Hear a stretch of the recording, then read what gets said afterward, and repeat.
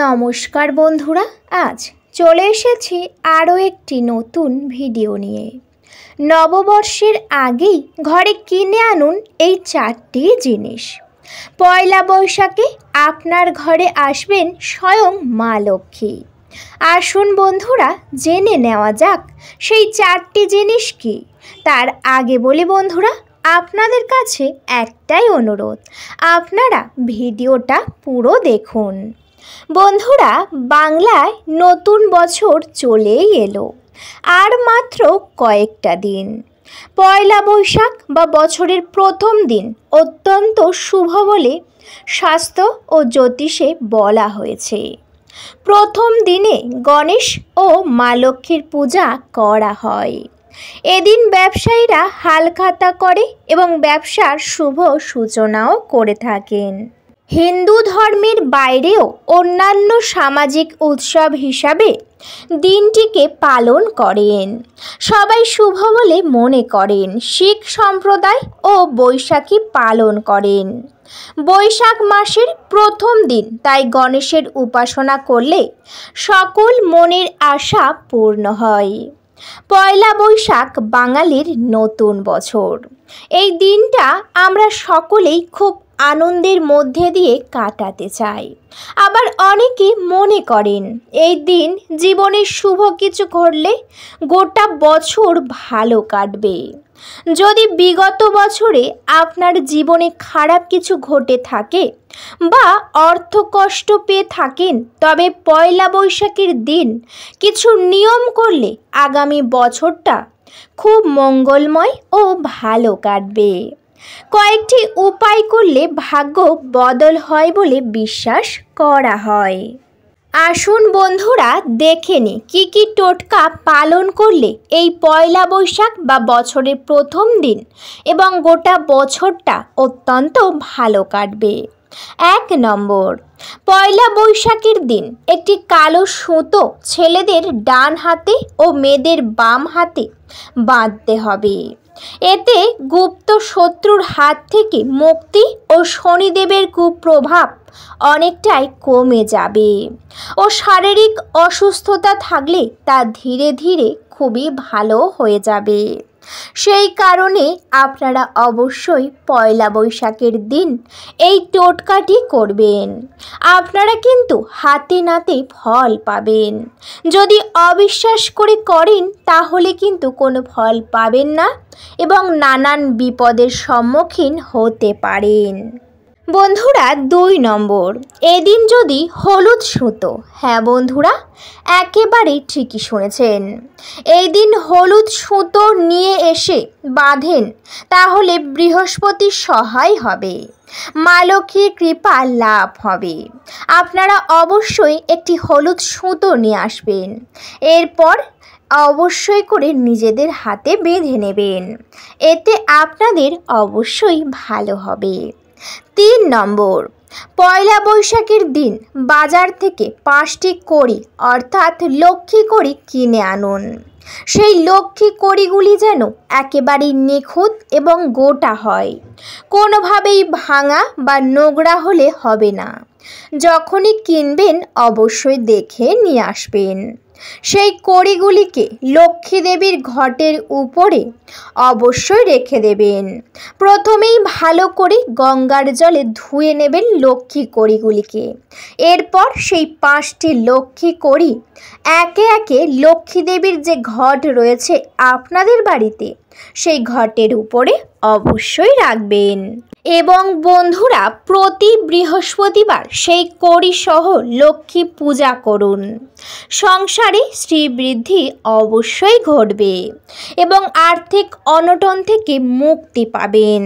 যদি বাড়িতে প্রচুর আর্থিক কষ্ট থাকে, সেই কষ্ট কিন্তু একেবারে ঠিক হয়ে যাবে স্বয়ং মা লক্ষ্মীর আশীর্বাদে। 4 নম্বর, পয়লা বৈশাখের দিন বাড়িতে আনুন কুবেরের মূর্তি, অর্থাৎ যে কুবের দেব রয়েছে, কুবের দেবের মূর্তি বা ধনকুবের যন্ত্র, এবং সেই 2টি এনে স্থাপন করুন ঠাকুরের আসনে। এতে কিন্তু জীবনের আর্থিক সমস্যা থেকে মুক্তি ও আর্থিক দিকে প্রচুর উন্নতি হবে। যদি একান্তই কুবের দেবীর মূর্তি আনতে না পারেন, সেক্ষেত্রে ধনকুবেরের যন্ত্র আপনারা আনতে পারেন। এরপর ঠাকুর ঘরে যে আসন রয়েছে সেখানে অবশ্যই আপনারা সেই কুবের দেবের যন্ত্রটি স্থাপন করবেন বা কুবের দেবকে অবশ্যই স্থাপন করবেন। এর ফলে সংসারে যে আর্থিক কষ্ট থাকে সেই কষ্ট দূর হবে স্বয়ং কুবের দেবের আশীর্বাদে।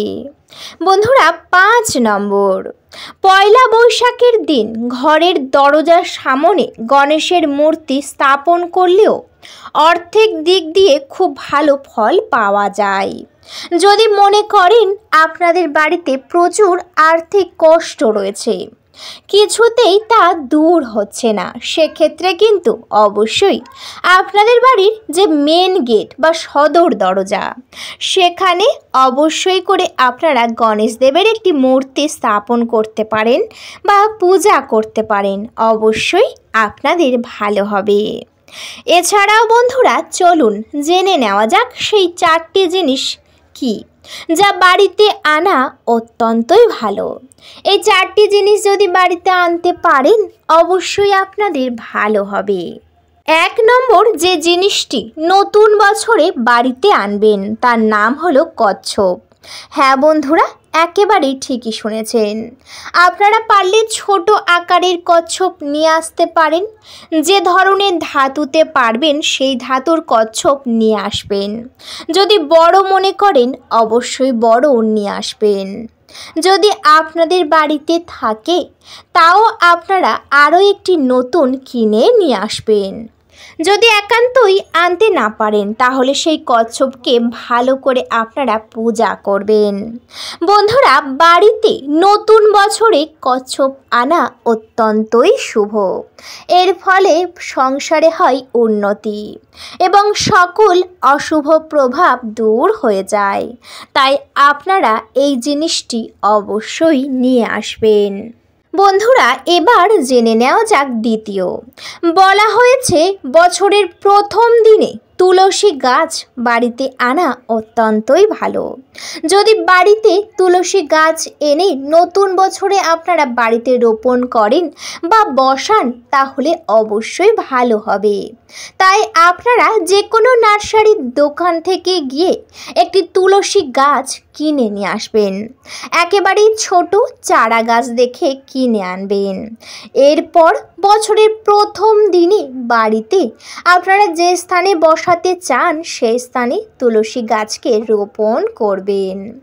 অনেকেই আছেন হয়তো তুলসী গাছ বাড়িতে নিয়ে আসতে পারবেন না, সেক্ষেত্রে যে কোনো ফুলের দোকান থেকে তুলসী পাতা বাড়িতে আনতে পারেন এবং সেই পাতাগুলিকে দিয়ে আপনারা ভালো করে বাড়িতে পূজা করতে পারেন বা ভোগে নিবেদন করতে পারেন। এই কাজ করাও অত্যন্তই শুভ। বন্ধুরা, এবার জেনে নেওয়া যাক 4 নম্বর। 4 নম্বর জিনিসটির নাম হলো ময়ূরের পালক।